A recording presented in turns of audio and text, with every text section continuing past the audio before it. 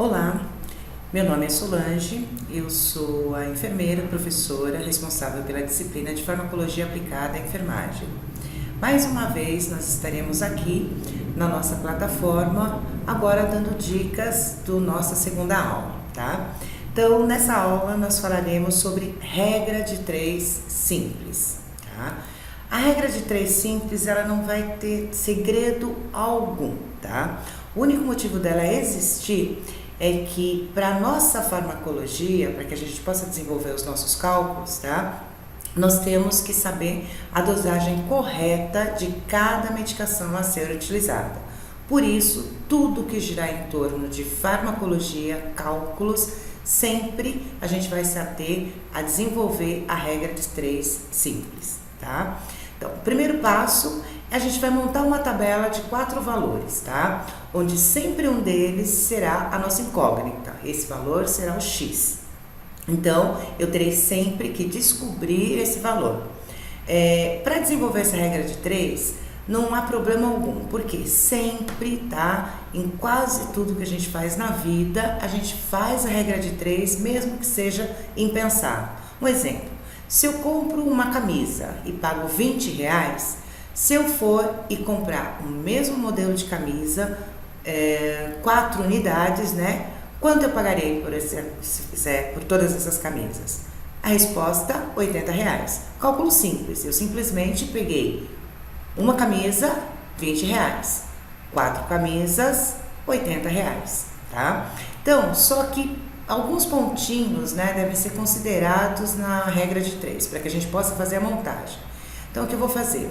Eu vou estar montando uma tabela, né, seguindo, lendo bem o texto, e vou montar uma tabela, e a única coisa que eu tenho que considerar é que eu tenho que manter as proporções semelhantes, ou as grandezas semelhantes, tá?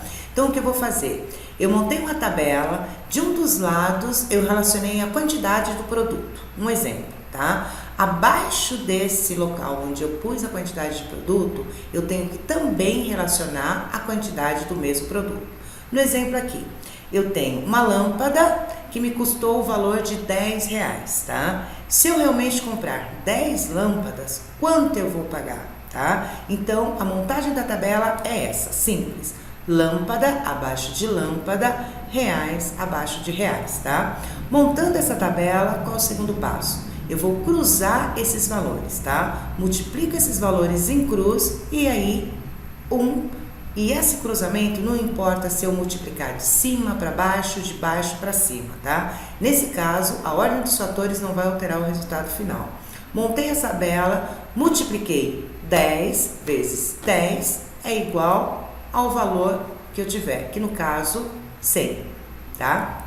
Então, agora, eu tenho que estar lá montando uma tabela de proporções semelhantes. Um outro exemplo. Por 2 quilos de açúcar, eu paguei R$5. Quanto eu pagarei por 37 quilos? Então, o que eu vou fazer? Quilo, reais. 2 quilos de açúcar, R$5. Tabela, 37 quilos, X reais. Quilo abaixo de quilo e o meu X sempre vai dar o meu resultado final, que nesse caso vai ser o valor em reais. Montei a tabela, multiplico esses 4 valores cruzando em X, tá? Então, cruzei os valores entre X e tenho lá 2 vezes X, que é igual a 2X, é igual o outro lado, 37 vezes 5, tá? 2 vezes X, 2X. 37 vezes 5, 185. Porém, eu ainda não descobri o valor do meu X. Eu tenho que descobrir o valor de X. Então, o que eu vou fazer? Vou isolar esse X, tá? Porque é o valor que eu tenho que descobrir. E sempre me recordar, todo número que estiver sempre ao lado do X vai passar dividindo. Então, nesse caso, eu terei 185 dividido por 2. O valor que eu pagarei por 37 quilos de açúcar será exatamente de R$ 92,50, tá? Montar a regra de 3 não é difícil. Basta realmente eu ler todo o conteúdo, tá montando todos os dados da minha tabela e o resultado é automático, tá? Então, o próximo tema que a gente vai estar vendo é o sistema métrico, tá? Então, o sistema de medidas é um conjunto utilizado em quase todo mundo que padroniza as formas de medição, tá? Para a enfermagem, algumas padronizações são vitais para o desenvolvimento dos cálculos em farmacologia, tá? Todos esses conceitos para cálculos, eles vão se tornar cada vez mais fáceis de serem solucionados. Então, existem alguns padrões do sistema métrico que literalmente eu tenho que decorar. Por quê? A maioria dos cálculos que eu vou desenvolver, sempre eu terei que me relembrar desses sistemas métricos, dessas equivalências, tá? Que no caso, eu tenho lá 1 grama de qualquer substância sólida sempre vai me corresponder a 1000 miligramas, tá? Então, esse é um dado que eu tenho que demarcar sempre na minha cabeça. Um outro dado, um litro, de qualquer substância líquida sempre vai me corresponder a 1000 ml, tá? 1 quilo de qualquer substância sólida também, que eu possa mensurar, vai me corresponder a 1000 gramas, tá? E 1 hora, como a gente não precisa nem muito esforço, sempre vai corresponder a 60 minutos, tá? Uma outra coisa também, que ao longo do curso vocês vão estar sempre tendo mais e mais afinidade, é a equivalência que 1 ml possui, tá? Esse mesmo ml, ele pode me corresponder a 20 gotas, tá? No caso, 60 microgotas, e esse mesmo ml a 100 unidades internacionais, tá? E uma coisinha também que eu tenho que deixar gravado é a correlação que eu tenho entre gotas e microgotas. Por quê? Sempre, uma gota sempre vai me corresponder a 3 microgotinhas. Esses são dados vitais que eu tenho que realmente ter absorvido, tenho que decorar para quando houver alguma incógnita nos meus cálculos acerca de litro ou mililitro, eu possa desenvolver sem grandes problemas, tá? Então, agora iniciando os cálculos de medicação para administração via oral, tá? Então, esses também não tem segredo, não tem temor nenhum. O que a gente tem que fazer para desenvolver qualquer cálculo de medicação, seja para administração via oral, endovenosa, subcutânea, qualquer que seja a via, sempre eu tenho que fazer a interpretação do meu texto, tá? A essência do desenvolvimento dos cálculos é a leitura, tá? E uma dica que eu sempre dou para vocês é que, para que eu possa fazer um cálculo com um pouco mais de segurança, sempre eu vou iniciar os meus cálculos, o desenvolvimento da minha tabela, tá? Pela concentração da medicação que eu tenho disponível. Por quê? Sempre a prescrição vai ser o que o médico necessita que eu prepare e administre. E o que é disponível é aquele comprimido, é aquela ampola que sempre eu terei em mãos, tá? Então vamos aí para um exemplo. Se eu possuo uma prescrição, tá? De Tilenol 500 miligramas, o próprio comprimido já vai me mostrar qual é a concentração, o quanto de princípio ativo ele tem, tá? Então, eu tenho lá, a prescrição é de 1 grama, e eu sei que 1 grama sempre vai me corresponder a 1000 miligramas. A pergunta, quantos comprimidos eu tenho que administrar? Cálculo lógico, né? De repente eu nem precisaria desenvolver uma regra de 3 para responder. Se eu tenho prescrito 1000 miligramas e cada comprimido contém 500 miligramas, resposta correta, 2 comprimidos. Mas, se eu quiser, eu vou lá formatando a minha tabela. Comprimidos, no caso, 1 comprimido, a concentração disponível, 500 miligramas. Eu tenho lá o meu X, porque até então eu não sei a quantidade de comprimidos. Terminei de montar a tabela, a concentração prescrita de 1000 miligramas. Terminei, multiplico meus valores em X, que daí eu terei 500 vezes X, que vai ser igual a 1000 vezes 1. Que nesse caso, eu não descobri ainda o meu valor de X. Isolo o meu X e me recordo, todo número que se encontrar ao lado do X passa dividindo. Que esse cálculo, no caso, será 1000 dividido por 500, que a resposta, 2 comprimidos, tá? Então, essa é uma circunstância simples. Se a minha prescrição for de comprimidos, sempre eu vou partir do princípio de 1 comprimido, tá? Agora, eu tenho alguns casos também que a prescrição médica é muito inferior à concentração da minha medicação, tá? Então, eu sempre tenho que recordar que eu tenho que macerar o meu comprimido e diluir em água, para dessa forma poder desenvolver a concentração desejada. Por quê? Se eu fizer um cálculo simples, um exemplo aqui, foi prescrito para um paciente 20 mg de captopril via oral. Eu disponho na farmácia de comprimidos de 25 mg. Quanto eu devo administrar? Se de repente eu proceder da forma habitual, eu vou colocar um comprimido, concentração 25 mg, que é a concentração disponível. As 20 mg que o médico prescreveu, o quanto me equivale em comprimidos. Do mesmo jeito, montei a tabela, multiplico em cruz, tá? E terei 25 vezes x é igual a 20 vezes 1. Não tenho o valor de x ainda. Recordo, isolo meu x, todo número ao lado do x passa dividindo. Nesse caso, 20 dividido por 25.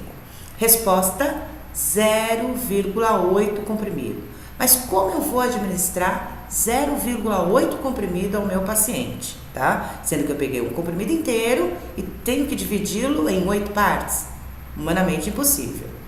Então, nesse caso, eu tenho que me recordar, se eu tenho uma concentração, tá, muito inferior, eu vou pegar esse único comprimido, vou diluir esse comprimido, macero, diluir em água filtrada, no caso 5 ml, assim, dessa solução de um comprimido, eu vou desenvolver minha regra de 3 e vou administrar a concentração correta, tá? Então, eu tenho lá comprimido diluído e a concentração, que ele mantinha 25 mg, tá? Dilui em 5 ml, ele continua com as 25 mg, porém diluído em 5 ml.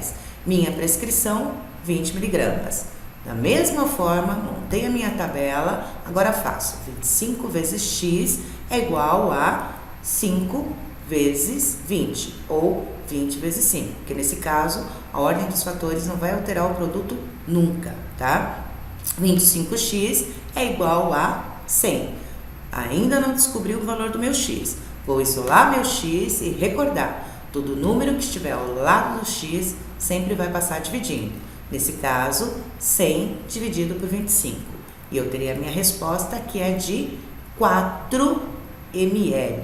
Nesse caso, eu tenho que administrar 4 ml da solução de um comprimido de 25 mg, tá? Dessa forma, eu vou estar seguindo a prescrição corretamente. Então, agora, uma outra forma também, cálculos para administração de medicações intramuscular, sem segredo algum também, tá? Da mesma forma, monta minha tabela, sempre iniciando pela concentração disponível. Nesse caso, eu tenho a prescrição de dolantina 25 mg intramuscular. Eu tenho disponível ampolas de 2 ml com 50 mg por ml. Quanto eu devo administrar? Sempre, gente, não posso me esquecer. Vou iniciar pela concentração disponível, que nesse caso, sempre, quando estiver prescrito barra ml, eu vou sempre interpretar que eu tenho a concentração em cada 1 ml da solução, tá? Então, eu tenho lá, para medicação de 50 mg por ml, eu tenho que admitir, tenho que pensar, em cada 1 ml eu tenho 50 mg de princípio ativo, que é a concentração da medicação. Então, montando a tabela, concentração, do outro lado, a quantidade em ml. Como o próprio problema já diz, eu tenho 50 mg de concentração disponível para cada 1 ml de solução. A minha prescrição, 25 mg. Quanto isso me equivale em ml, tá? Montei a minha tabela, cruzo meus valores como sempre, tá? Então, eu tenho 25 vezes 1 é igual a 50 vezes x. Que no caso, independente do x estar à direita ou à esquerda, sempre, todo número que estiver ao lado dele, sempre vai passar dividindo. E nesse caso, meu cálculo vai ser 25 dividido por 50, tá? Que, resultado real, 0,5 ml da solução de dolantina intramuscular, tá? Simples, gente, basta muito atenção, tá? Então agora o nosso próximo tópico serão os cálculos de gotejamento de soluções, né? Toda solução hospitalária deve sempre manter um controle efetivo do seu gotejamento. E o responsável por isso somos nós, profissionais da enfermagem, tá? Então, para isso, eu tenho que saber certinho fazer a leitura da prescrição para que eu possa realmente controlar esse soro e que ele acabe no momento certo. Então, existem hospitalares 2 tipos de equipo de soro. O equipo macrogotas, ou equipo gotas, e o equipo microgotas. E a gente já sabe, a gente já decorou que uma gota corresponde a 3 microgotinhas, né? Então, sempre, dependendo das situações que estiver no momento, eu vou utilizar o equipo gotas ou o equipo microgotas, tá? Aqui a gente vai enfocar quando eu tiver que fazer o controle do meu soro e o período que eu tiver de infusão for maior do que 1 hora. De repente, eu tenho que controlar um soro de 8 em 8 horas, de 12 em 12 horas, em 24 horas, em horas cheias, tá? Então, existem 2 fórmulas bem distintas. Se eu utilizar um equipo gotas, tá? Eu vou estar lá fazendo tempo maior que 1 hora, simplesmente eu vou utilizar a fórmula volume dividido pelo tempo vezes 3, tá? Então, eu tenho volume dividido pelo tempo vezes 3, que vai me dar o resultado de quantas gotinhas eu tenho que controlar em 1 minuto, tá? Se de repente, nesse caso, eu estiver utilizando o equipo microgotas, a fórmula será volume simplesmente dividida pelo tempo, que nesse caso eu terei o retorno em microgotas, certo? Então, pessoal, essa foi a nossa segunda aula, espero que tenha sido de valia, tá? E peço a vocês que façam todos os exercícios, que só no desenvolvimento de muito e muito exercício é que vocês realmente terão afinidade com os cálculos e fazendo a coisa ficar mais certa, tá? E mais segurança. Então, até a próxima e obrigado!